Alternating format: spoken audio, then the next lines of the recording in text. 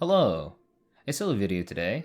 Ish over on the deprogrammed Discord server shared this Iceberg with me, which I thought we could have a little fun with.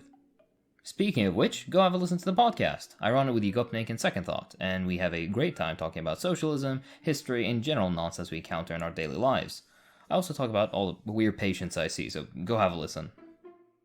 Anyways, if you're unaware, an iceberg is supposed to be an image with certain concepts, places, events, or ideas arranged in increasingly weird or obscure fashion.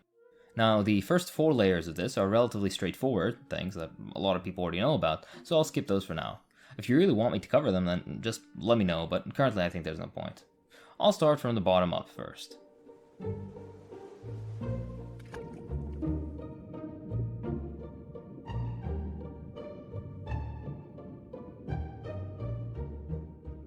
(1921 to 1924) monarcho-Bolshevik theocratic Khanate. That's a mouthful. As a result of the waning influence of the Qing, or Qing, dynasty in China, I've heard both ways said, certain Mongol nobles got together and decided on Mongol independence. This state of affairs lasted from 1911 to 1924, when Mongolia itself was declared independent, and Outer Mongolia was brought back into the fold of China. During these interim years, though, those same nobles installed a theocratic king, the 8th Bogd Gigen, that being the highest authority of Tibetan Buddhism in Mongolia, who himself took the title of Bogd Khan, meaning holy ruler. This Buddhist theocratic state was only recognized by the then also unrecognized Tibet, and led the development of its military and economy through Buddhist officials that had no experience with this sort of stuff before. Unsurprisingly, this didn't work out too well, and they were militarily and diplomatically outmaneuvered into non-existence. Hey, at least they had cool hats. They also used bricks of tea as currency, which is kinda cool. A funny tidbit, apparently Tsar Nicholas refused to talk to these people on account of, and I quote, their Mongol imperialism. Very rich. The Bolshevik aspect of this I'm missing though, as in 1921 there was a pro-Soviet Mongolian revolutionary movement that defeated White Russian forces in Mongolia and then basically took power, as the Bogd Khan had no real power himself at that point. There's even a beautiful painting of the rather ceremonious transfer of power from the Bogd Khan to the revolutionaries, which you're seeing right now. North Korean internet dating websites. As with most things North Korea related, finding reputable sources that aren't just spewing nonsense is next to impossible. All I could find was unsourced tabloid garbage. Apparently, like in most imperial periphery societies, a common way of finding a significant other is through matchmaking services. Equally unsurprising is that there are matchmakers who make online databases with this info. You contact a matchmaker, together you look through the lists and try to find somebody suitable for you. You go on a few dates and see if something develops. Not an outlandish concept, really. They try to paint it as very strange and secretive, and also repeatedly mention how you have to pay for these services. Of course, unlike dating services or apps in the West, apparently, there's not really much more to this one. Dylan Klebold Soviet pin. Dylan Klebold, I have no idea if I'm saying his name right, was one of the 2 people who carried out, well, the only famous thing with the name Columbine is associated with nowadays. He went for an edgy look, and this pin was part of the aesthetic.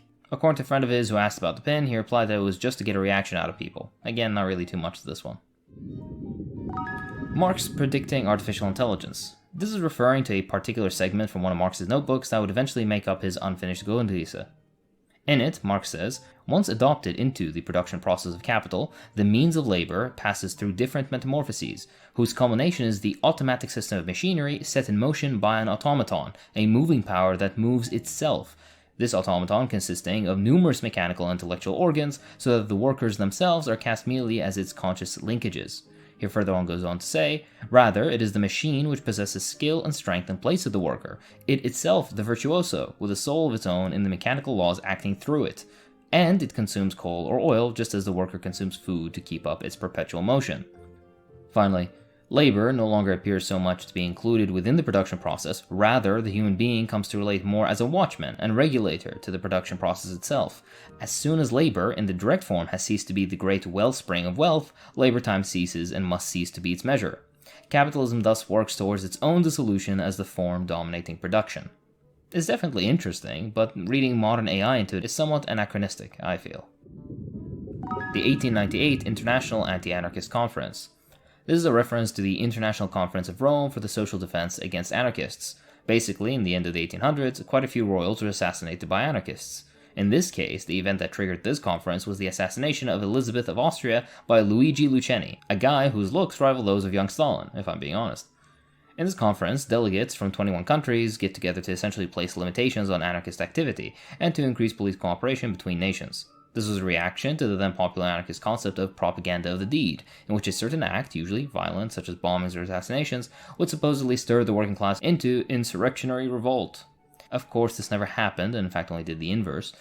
This was also a major disagreement between Marxists and anarchists. But yeah, that's about it. Soviet Berwick-upon-Tweed peace meeting. This is referring to a fictional event that somehow made its way into the British press, but essentially, when the Crimean War of 1854 was started, England declared war on Russia, with Queen Victoria signing the declaration in her full title. That being Victoria, Queen of Great Britain, Ireland, Berwick-upon-Tweed, and the British dominions beyond the sea. When peace was declared after the war, the British representatives forgot the Berwick-upon-Tweed part, supposedly, and as a result, the small town with a population of 12,000 people was still at war with Tsarist Russia, and afterwards, the Soviet Union.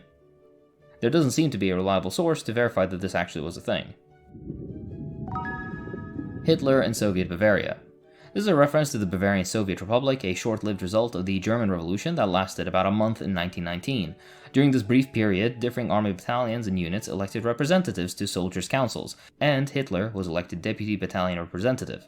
He appears to have been an informant that basically snitched on his fellow soldiers. In Mein Kampf, he even recalls an incident in which he was about to be arrested by the revolutionary government, but had escaped. Soviet Bavaria was brought down by the Freikorps, which later on made up noticeable contingents of the Nazi ruling and military apparatus. Back to the video in just a second. Let's hear from today's sponsor, Atlas VPN. For a lot of research that I do for my videos, I end up hitting pages that aren't available in my location. That's frustrating, as you can imagine. Geo-restriction really does suck, but not with Atlas VPN. For those unaware, a virtual private network makes all of your internet traffic travel through an encrypted tunnel. This way, it protects you from spying, public Wi-Fi dangers, and hides your IP address and your online activities. It even allows you to change your location for all your researching needs. Developed by top cybersecurity specialists and IT engineers in 2019, Atlas VPN was created to make the internet accessible and secure for everybody. Currently, it has more than 6 million users worldwide, and boasts the best VPN deal on the market, with the most affordable online protection plan for just under $2 per month, if you can believe it, with a 30-day money-back guarantee. So, what are you waiting for? Go down to the description and click that link, and use my code Hakim to get a 3-year subscription for just $183 a month, with 3 months free. But that's not all. You get blazing fast speeds for streaming or gaming, unlimited protection for all your devices, an inbuilt ad and malware blocker, and you'll get to save some extra cash as Atlas VPN will find you the best deal online from everything from your online subscriptions to airlines, hotels, and more. Right now, Atlas VPN is running a huge discount. It means you can get a 3-year subscription for just $183 a month with a 30-day money-back guarantee. Time is running out, so get your deal by clicking the link in the video description below. Massive thanks to Atlas VPN for the sponsorship. This is what allows me to pay my editor fairly, so the support is highly appreciated. Alright, back to the video. The Gnostic Left. Spooky. This is in reference to some analysis of certain American conservatives of the Democratic Party, which they claim is left-wing, which is patently false, which has apparently adopted a Gnostic approach to political reality.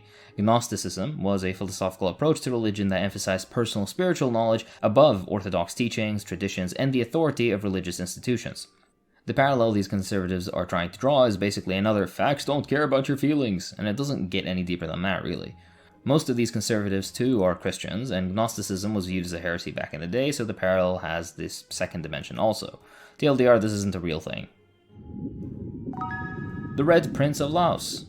This is in reference to Prince Sophan Ovong, who was a royal of Laos and a communist. He supported Ho Chi Minh and convened the first Congress of the Lao Freedom Front, and later on joined the Lao People's Revolutionary Party. When they seized power in 1975, he was elected as president of Laos and served until 1991. He was also one of the main leaders of the revolutionary forces during the Laotian Civil War. Interestingly, the US dropped nearly 3 million tons of ordnance on Laos during this period, causing the death of tens of thousands, and unexploded American ordnance still manages to kill nearly 50 people every year. Gotta love that freedom and democracy they were dropping. Hana Gaddafi. This is in reference to Gaddafi's adopted child, who was reported to have been killed at only 6 months old by an American airstrike in 1986. There's a lot of conflicting information regarding this, with some claiming she never existed, some claiming she was never killed, and that she became a doctor that currently works in Libya, and others claiming that she did die and Gaddafi adopted another daughter and gave her the same name.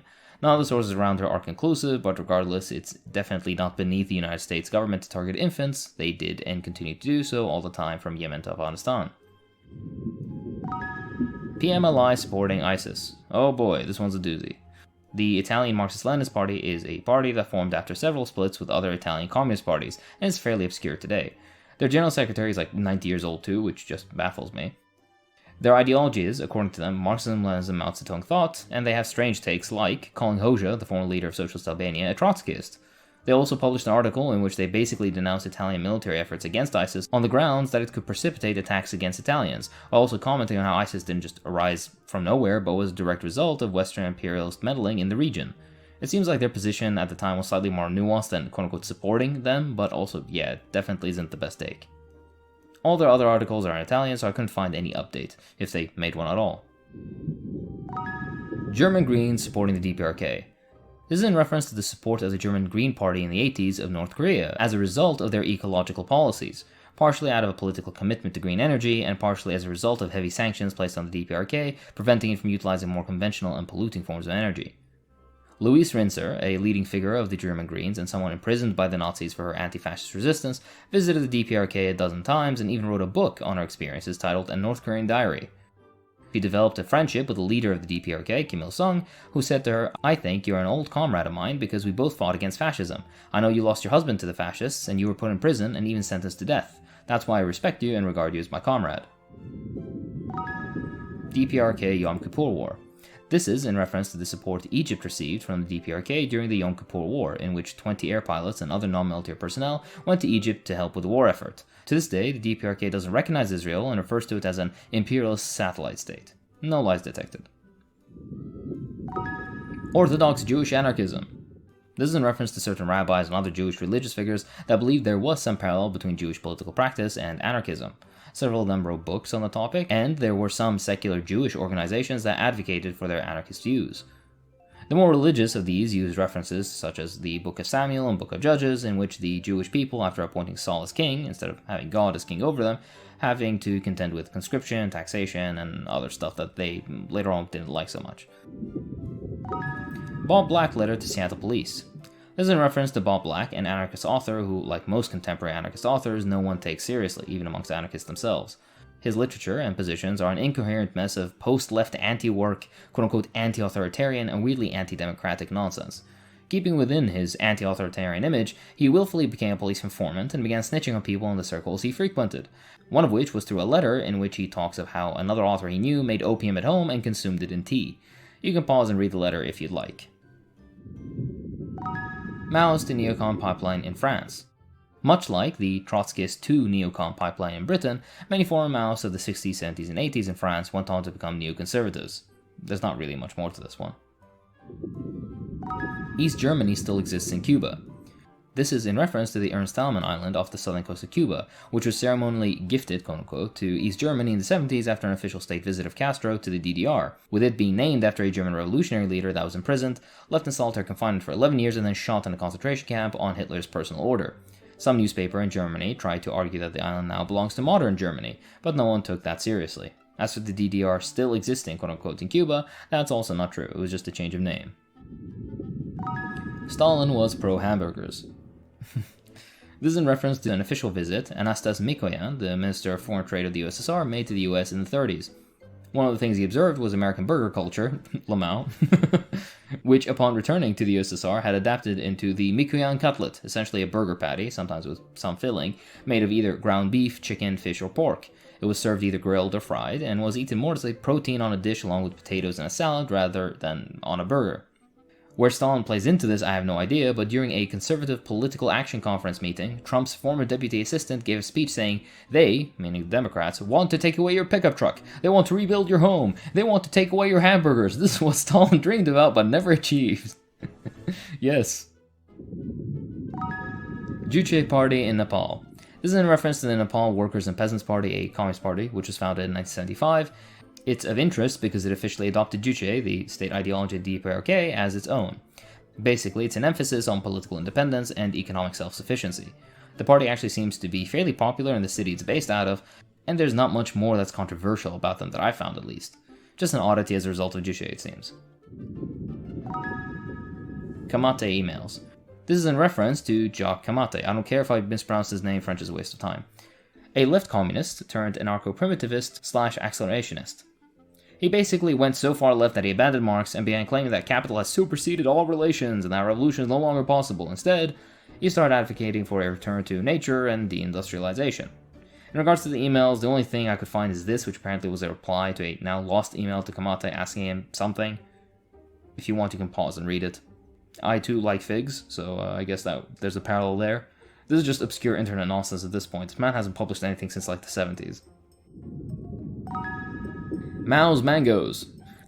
This is in reference to a Cultural Revolution event that began in 1968 when 30,000 factory workers occupied a university in Beijing as a response to increased sectarianism and disorder caused by student Red Guards. Mao agreed with the action and sent baskets of mangoes gifted to him by a Pakistani diplomat to the workers as a thank you, with a note attached that stated that the workers, rather than the Red Guards, are now in charge of the Cultural Revolution. After this, mango fever spread over the country, and the mangoes played a role in delegitimizing the Red Guards. Thousands of mango replicas traveled up and down the country in glass containers, carried in parades, and placed on display as a symbol of the party's approval of worker action. Reading up on this online, though, you're going to be flooded with so much racist shit, it's insane. Ultraquists killed Rosa first. This, along with another entry titled just Desert, are the only things I couldn't find anything relevant on. Ultraquism was a 16th century Hussite belief on how communion should be administered in their reformist Christian churches.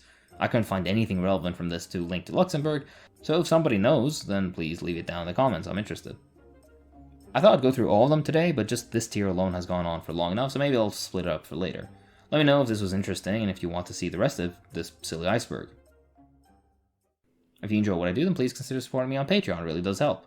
I'd like to thank my patrons, so thank you to Zen, Brendan, Wisdom J.I., John, Hunter Powell, Mike Croy, Christopher Aguilar, Omar Selkinovich, Jake, Jacoop, Padre Moss, The Easy Way, Louis Brand Hansen, Broik Sanquer, Zilk, Ao, AOU, Lil Witchy, Angie Reinhard Gasaddle, Usman Nicolat, Ace Box, Brainworms, Pack the Bulgarian, TF, Lay Karahan, Anastasia, Sheevinit, Matt Moreland, Romy Senpai, at JDIXVX, Jerome Crumlish, BRR, Light Trail Fan, Lucas the Locomotive Engineer, Alex Fit, Pars23, Milk Durez, Hamed Soilam, Darth Kamenos, Anna Phillips, Joey Richardson, Justin Karlovich, Cooper Martin, Hunter Thompson, Barnabas Coram, and Muger X.